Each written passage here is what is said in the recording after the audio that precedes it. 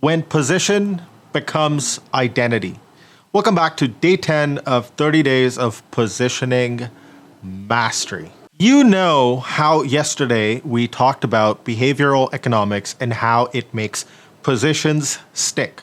Well, today we're going to go even deeper. We're looking at what happens when a position becomes more than a choice, when it becomes a part of who people are. Think about this for a second. When Phil Knight said, if you have a body, you are an athlete, he did something incredible. He wasn't selling shoes, he was giving everyone permission to claim an athletic identity. That's powerful stuff, and it's why Nike isn't just a brand people buy, it's who they become. Look, there are levels to how people connect with brands. At first, it's simple. I buy Nike shoes. Just a product choice, right? Then it deepens. I prefer Nike. Now it's becoming a relationship. But then something fascinating happens. I am an athlete. See that shift? And finally, I believe in pushing limits. That's when you know a position has become a part of someone's identity. It's not about what they buy anymore. It's about who they are. Let's take a look at how the masters of positioning do this. Let's continue with Nike. Their position isn't about athletics, it's about athletic achievement itself. And watch how people live this. They set personal goals, they join running communities, they start calling themselves athletes, even if they've never competed professionally, because Nike gave them permission to claim that identity. Let's look at Patagonia. They own environmental responsibility itself. And people don't just wear their clothes, they live it. They make sustainable choices. They join environmental causes.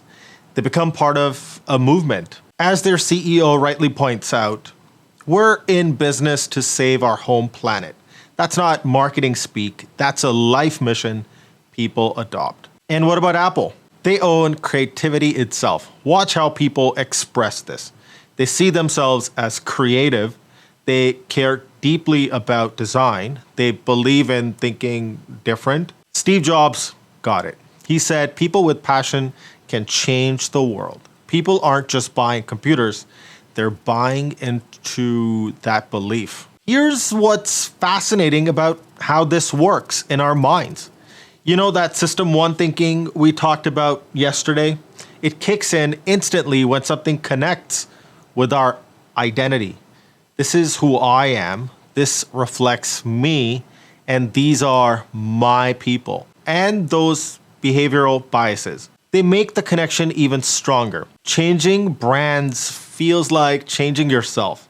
Leaving the community feels like losing part of who you are. It becomes your normal, your default, your way of life. Politics, religion, anyone? Just kidding. See, when a position becomes identity, something incredible happens. Nobody argues about features anymore. Price becomes almost irrelevant. Competition? What competition? Because you're not fighting for wallet share or market share anymore. You're part of who people are. And that's a whole different game. So how do you create this kind of connection? Here's what I've learned. First, own something that matters deeply to people. Not a feature, a belief. Then give people permission to claim that identity. Make it accessible. Create ways for people to live it, to express it, to prove it. And finally, connect them with others who share it. Because identity loves company. Tomorrow, we'll talk about super consumers and why they matter so much. But today, remember, the strongest positions don't just sit in minds. They become part of identities. Here's what I want you to think about. What identity could your position let people claim? How could you help them live it? Share your thoughts below. I'd love to hear what identity you could own.